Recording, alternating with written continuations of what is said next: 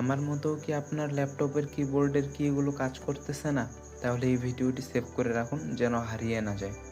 আমি আপনাকে আজকে এমন একটি সফটওয়্যারের নাম বলবো যেটাতে হচ্ছে আপনি স্ক্রিপ্ট লিখলে আপনার কিবোর্ডের যে কিগুলো কাজ করতেছে না সেগুলো আপনি ইজিলি রিপ্লেস করতে পারবেন, যাতে করে আপনার হচ্ছে পরবর্তীতে কোনো ভেজালে পড়তে না হয় বা কোনো সমস্যায় পড়তে না হয় টাইপিংয়ের সময়। আপনাকে প্রথমেই চলে যেতে হবে যে কোনো একটি ব্রাউজারে। সেখানে গিয়ে সার্চ করতে হবে অটো হটকি লিখে। অটো হটকি লিখে এন্টার করার পরে একটি হচ্ছে ওয়েবসাইট আসবে। সেই ওয়েবসাইটের ভিতরে গিয়ে আপনাকে এই সফটওয়্যারটা ডাউনলোড করতে হবে। ডাউনলোড করার পরে ইনস্টল করবেন। ইনস্টল করার পরে সেটিকে যখন ওপেন করবেন, ওপেন করার পরে এরকম একটি উইন্ডো আসবে।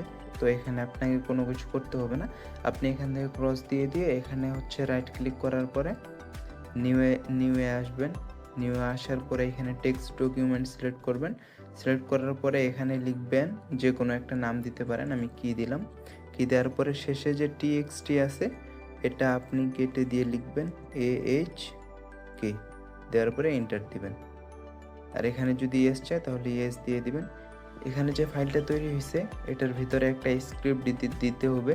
তো এই স্ক্রিপ্টটা হচ্ছে আপনি কোথায় পাবেন? ওই স্ক্রিপ্টটা আপনাকে এআই থেকে জেনারেট করে নিতে হবে। আমি আপনাকে একটা প্রম্পট দিব, ওই প্রম্পট থেকে আপনি এটা জেনারেট করে নিতে পারবেন। প্রম্পট পিন কমেন্টে অথবা ডেসক্রিপশনে পেয়ে যাবেন। সেখান থেকে এটা কপি করে আপনি যে কোনো এআই চ্যাটবটকে দিলে এআই আপনাকে সেরকম মানে আর কি একটা স্ক্রিপ্ট লিখে দিবে। তো আপনি এআইকে এই প্রম্পটটা দেওয়ার পরে এন্টার করবেন। এরপরে সে আপনার কাছ থেকে কিছু ইনফরমেশন চাইবে, যেমন আপনার কিবোর্ডের কোন কি নষ্ট বা কাজ করছে না। তাহলে আপনি এখানে লিখবেন, যেমন আমার কিবোর্ডের কাজ করতেছে না 8IK, তারপরে হচ্ছে কমা, এই কিগুলো। তো আমি ওকে লিখে দিব 8IK এবং কমা। ওকে এক দিয়ে ইন্ডিকেট করে দিবেন। এরপরে লিখবেন হচ্ছে 2। এরপরে ওকে বলবেন যে কোন ভালো কি ব্যবহার করে আপনি সেই নষ্ট কিটির কাজ সারতে চান। যেমন ধরে নেন আমার এখানে আই কাজ করতেছে না, আইকে আনার জন্য আমি যদি ডাবল এফ ক্লিক করি তাহলে হচ্ছে আই প্রেস হবে আমার, ঠিক আছে? তখন আমি ওকে বলে দিচ্ছি এফ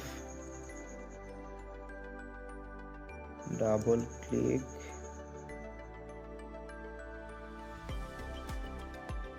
করলে আই আসবে।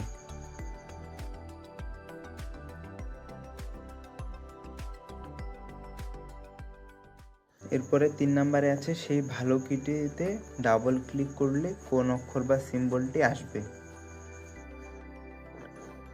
তো আপনি হচ্ছে ওকে বলবেন, তিনটা বাদ দিবেন। তিনটা হচ্ছে স্কিপ করে, যেহেতু আমি 2তেই লিখে দিয়েছি ডাবল ক্লিক করার কথা। তো এখানে আপনি 4 লিখে দিবেন। আপনি এখানে দিতে পারেন 3 স্কিপ 3। আচ্ছা, এটা দেওয়ার দরকার নেই, বাদ দেন। 4-এ লিখেন দুইটা কি একসাথে চাপলে কম্বিনেশন কোন অক্ষরটি আসবে, যেমন অল্ট প্লাস বা কন্ট্রোল এর সাথে অন্য কোনো কি। এতে হচ্ছে আপনার, যেমন ধরে নেন আমি যদি এফ ডাবল ক্লিক করি তাহলে শুধু ছোট হাতের আই আসবে, আর আমি যদি শিফট চাপে ধরে ডাবল ক্লিক করি তাহলে বড় হাতের আই আসবে। তো এই ক্ষেত্রে আপনাকে এখানে লিখতে হবে, ওকে বলে দিবেন শিফট চেপে ধরে এফ ডাবল ক্লিক করলে আপার আই আসবে, মানে বড় হাতের আই আসবে। তো এটা দেওয়ার পরে এখানে একটা কমা দিয়ে দিবেন। দেওয়ার পরে ওকে বলে দিবেন যে আমি যখন শিফট চাপে ধরে ওই কিগুলোর উপর প্রেস করব তখন যেন শিফট চেপে ধরলে সাধারণত যে কিগুলো প্রেস হয় ওইগুলো যেন প্রেস হয়। ওকে বলে দিবেন এটা স্বাভাবিকভাবেই।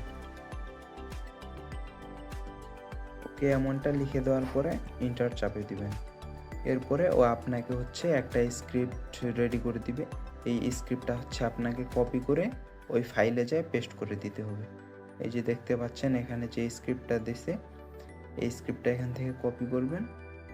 কপি করার পরে আপনি যে ফাইলটা তৈরি করছিলেন কি.ahk, শেষে কিন্তু ফাইলের শেষে আপনার মানে আর কি ফাইলের নামটা দিবেন কি, তারপরে ডট AHK দিতে হবে, কারণ AHK হচ্ছে আপনার অটো হটকির মানে আর কি এক্সটেনশন।